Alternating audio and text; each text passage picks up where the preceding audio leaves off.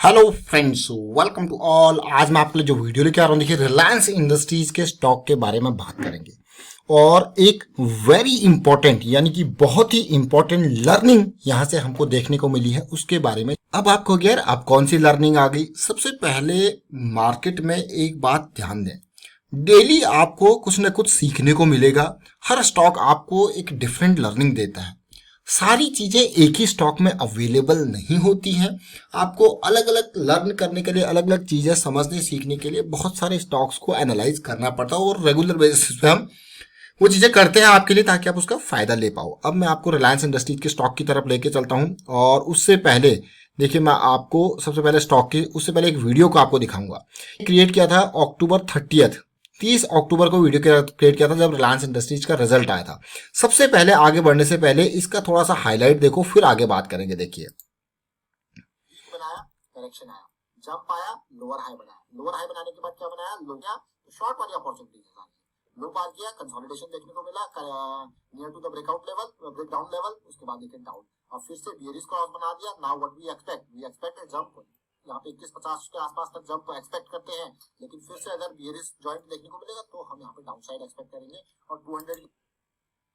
तो आपने देखा, ये एनालिसिस आज की नहीं 30 अक्टूबर की है। बहुत सारे लोग सोचेंगे कि बियरिश क्रॉस बना दिया, अब ये ऊपर भागने लग गया तो बहुत ऊपर जा सकता है, इसमें हमको लॉन्ग हो जाना चाहिए, पॉजिटिविटी। हमारी एक्सपेक्टेशन यहाँ पे थी कि ये जाएगा एटलीस्ट अपने 20 या 50 ईएमए के लेवल तक, जो कि उस टाइम पे 2150 के आसपास तक दिख रहा है। जब प्राइस थोड़ा टाइम नीचे रहता है तो वो लेवल थोड़ा सा नीचे भी आ जाते हैं। तो देखिए सिचुएशन। अब मैं आपको रिलायंस इंडस्ट्रीज के स्टॉक की तरफ, वो डेली चार्ट था जिसकी हम बात कर रहे थे। अब आपको गया, आपने 30 अक्टूबर को कैसे एक्सपेक्ट किया था कि ये इन लेवल तक जाएगा? सिंपल सी बात है, कोई कॉम्प्लेक्स चीज नहीं है यहाँ पे। और ये देखिए, जिसने इस टाइम पे हम लोग बियरिश क्रॉस में थे और नवंबर इस एंड से पहले ये सिचुएशन थी। देखिए, ये इस लेवल पे था, इसने और डाउन यहाँ पे मूव दिया, यानी कि ये उसके बाद भी 30 अक्टूबर के बाद भी और नीचे गिरा। ये नहीं कि सीधे अपसाइड मूव दिया और नीचे गिरा, लेकिन गिरने के बाद हमारी एक्सपेक्टेशन ये थी कि क्रॉस बना है तो फिर ऊपर जाना इसको चाहिए, यानी कि 20 और 50 ईएमए के आसपास सपोर्ट लेना चाहिए। और देख सकते हो आप इसको, दिन जरूर बहुत हो गए, यानी कि आज 11 नवंबर हो गई, लेकिन उसके बाद जो तेजी लगातार आपने देखी, ये गया इन लेवल तक और फिर से आज इसने फॉल दिखाया। अब फॉल के बाद अब आपकी एक्सपेक्टेशन क्या होगी? गिरावट। अब गिरावट में अगर ये डाउन आता रहता है तो 200 का सपोर्ट हमारे पास अवेलेबल है।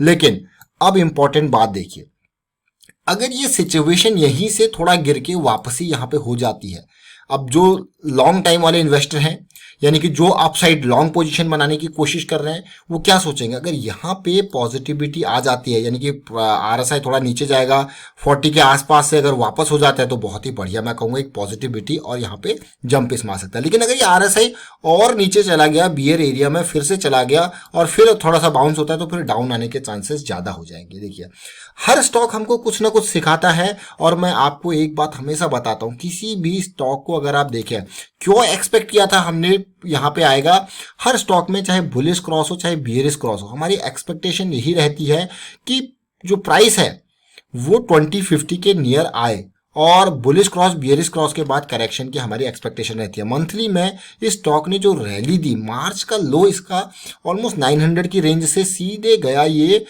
23-2400 की range, without any major correction इसने रैली दी। अब करेक्शन आई और उस करेक्शन को आप देखिए कैसी सिचुएशन बनी करेक्शन में। देखिए जरा इस सिचुएशन को देखिए, प्राइस जब दूर रहता है तो वापसी की कोशिश करता है और ये फर्स्ट टाइम इतना मेजर करेक्शन रिलायंस इंडस्ट्रीज के शेयर में देखने को मिल रहा है। अब जैसे ही नीचे गिरा तो बाइंग हुई, यानी कि 1800, 1900, 1838 के आसपास तक रिलायंस इंडस्ट्रीज आ गया था। मेजर बाइंग यहाँ पे देखिए। अब आप जैसे ही नीचे गिरा बाइंग हुई, यानी कि नीचे के लेवल्स में डिमांड है। ये लंबी लोअर शेडो आपको डिमांड दिखा रही है, डिमांड जनरेट करवा रही है।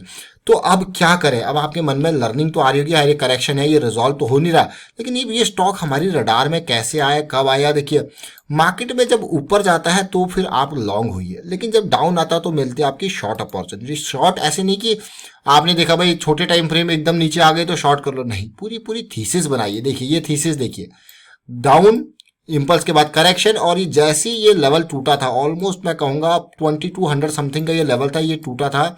इसके बाद हमें इस पूरी रेंज में बहुत सारी अपॉर्चुनिटीज मिली थी शॉर्ट की, छोटे टाइम फ्रेम के हिसाब से ये सारी शॉर्ट की अपॉर्चुनिटीज है। और पहली बार ऐसा हो रहा है कि ये जो करेक्शन, ये जंप देख रहे हो ना आप, ये इम्पल्स, करेक्शन, और फिर ये इतनी बड़ी इम्पल्स और इसकी एक मेजर करेक्शन यहाँ पे आई है जो कि अब डाउन साइड मोमेंटम दिया है। और इस डाउन साइड मोमेंटम का अगर वॉल्यूम देखोगे आप, सेलिंग वॉल्यूम, वो काफ़ी बड़ी कैंडल आज बनी है। अब काफ़ी बड़ी कैंडल तो बनी है, लेकिन इसमें पॉजिटिविटी और शॉर्ट की अपॉर्चुनिटीज कैसे, अगर आप देखोगे तो मोमेंट डाउन साइड है, नो डाउट शॉर्ट की अपॉर्चुनिटीज आपको मिलेंगी, लेकिन उसके बावजूद भी रिस्क मैनेजमेंट वो कहाँ जाएगा। जब मार्केट में आप इन्वेस्ट करते हो, ट्रेड करते हो, किसी भी तरीके की मैं कहूँगा पैसा लगाते हो मार्केट पे, तो ये एक चीज याद रखें, share market investment are subject to market risk.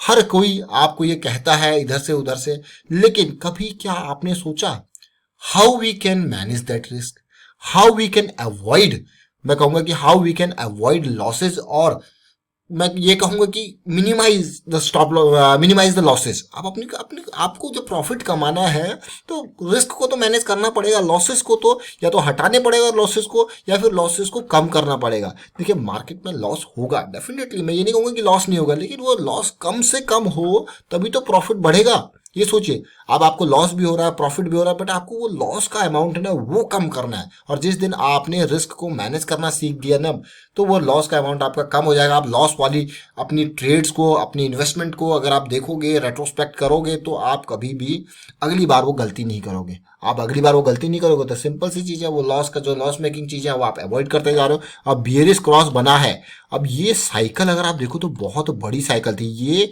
27 अप्रैल के बाद ये साइकिल, बियरिश साइकिल स्टार्ट हुई 27 अप्रैल, कितने लंबे टाइम तक ये साइकिल रही।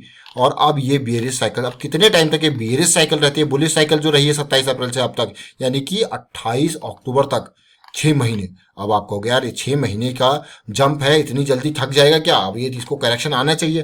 डेफिनेटली करेक्शन आना चाहिए। अब करेक्शन आना चाहिए इसमें, अब कई लोग तो ये कहते हैं कि भाई आपने तो कहा करेक्शन आना चाहिए, आपने तो कहा 200 डे SMA पे जाएगा। देखिए मार्केट को फॉर्मूला मत समझिए, मार्केट को अगर आपको देखना है, रिलायंस इंडस्ट्रीज के स्टॉक को जैसे हम देख रहे हैं, तो पॉजिटिविटी की एक्सपेक्टेशन अगर आप रखते हो तो फिर से आपको ट्रेंड में चेंज चाहिए। ट्रेंड चेंज नहीं तो कुछ नहीं, ट्रेंड में चेंज चाहिए। और आप ये देखिए, अगर कोई यहाँ पे शॉर्ट करके चला होगा तो उसका ये स्टॉप लॉस होगा, इससे ऊपर जाएगा तो वो निकल जाएगा, क्यों रखेगा, क्यों अपने पैसे को यहाँ पे लॉस करेगा। तो ये सिचुएशन, अब इसी को मैं आपको एक छोटे टाइम फ्रेम में आज दिखाता हूँ। जो आज की एक छोटी सी ट्रेड यहाँ पे हमने ये कब्जा करी थी, उसको देखिए कैसे ये ट्रेड को एग्जीक्यूट किया गया। सिंपल सी बात, इंपल्स करेक्शन, उम्मीद थी कि यहां से डाउन साइड जाएगा, तो उसके बाद ये देखिए डाउन साइड गया। और इंट्राडे ट्रेड्स ऐसी होती है कि वहां पे आपको बहुत जल्दी प्रॉफिट बुक करना पड़ता है, याद रखें इसीलिए हम बिगिनर्स को हमेशा कहते हैं अवॉइड इंट्राडे ट्रेड। अगर आप बिगिनर हो तो आपका काम ये है, स्टार्ट विथ पेपर ट्रेड, उसके बाद एक ही क्वांटिटी करके कैश में जाइए, फिर फ्यूचर एंड ऑप्शन को फिलहाल भूल जाइए जब तक आपकी कंसिस्टेंसी 80% 70% तक नहीं जाती है। कैश ट्रेड्स में 1 शेयर, 10 शेयर, 15 शेयर, 100 शेयर, ऐसे करके अपनी चीजों को इंक्रीज करते रहिए।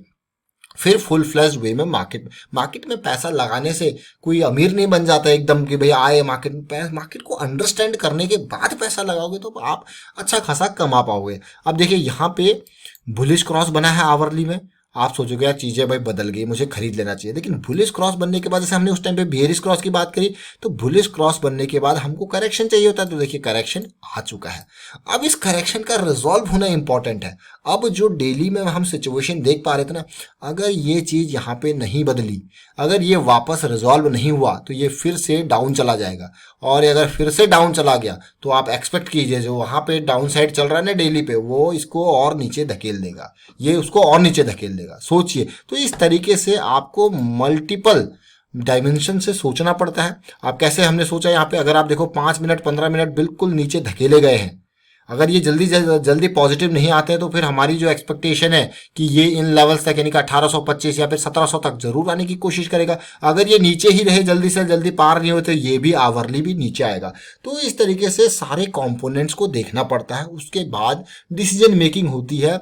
चीजें आसान हैं जब आप मेहनत करते हो, लेकिन चीजें कॉम्प्लेक्स हो जाती हैं जब आप ब्लाइंडली चीजों को करने की कोशिश करते हो, तो वो आपके लिए काम को कॉम्प्लेक्स लगेंगे। लेकिन अगर आप रेगुलर तरीके से समझ रहे हो इनको, तो आपको लगेगा कि हाँ यार ये तो बहुत ही सिंपल है। तो फिलहाल मैं वाइंड अप करता हूँ, और इस तरीके से टेक्निकल एनालिसिस अगर आपको सीखनी है तो आप भी मेंबरशिप ज्वाइन कर सकते हो। ज्वाइन बटन पर क्लिक करके वीडियो को शेयर कीजिए, लाइक कीजिए, चैनल सब्सक्राइब नहीं करते तो जल्दी से सब्सक्राइब कर ले, साथ के साथ बेल आइकन को प्रेस कर ले, जिससे आपको नोटिफिकेशन आती रहेगी। Thank you for watching the video.